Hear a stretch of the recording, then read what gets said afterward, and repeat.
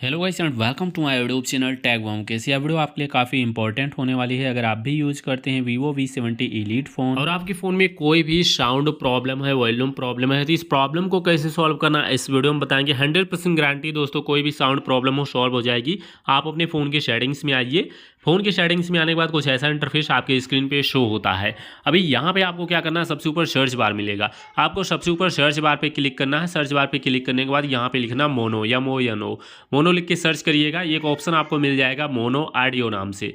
आपको mono audio के option पे क्लिक करना है। मोनो ऑडियो पे क्लिक करने के बाद मोनो ऑडियो का ऑप्शन होगा, आप इसको ऑन कर दीजिएगा।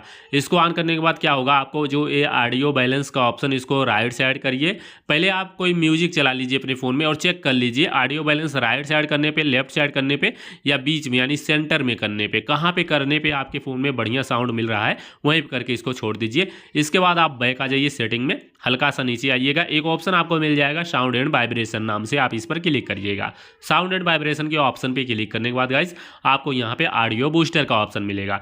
ऑडियो बूस्टर जब आपके फ़ोन में बंद होता है तो आपके फ़ोन में सिर्फ होता है 100% वॉल्यूम, लेकिन जैसे ही आप ऑडियो बूस्टर को ऑन कर सकते हैं ये वॉल्यूम डबल हो जाता है, यानी 150-200% तक वॉल्यूम हो जाता है। तो इस तरीके से साउंड प्रॉब्लम सारी सॉल्व हो जाएगी।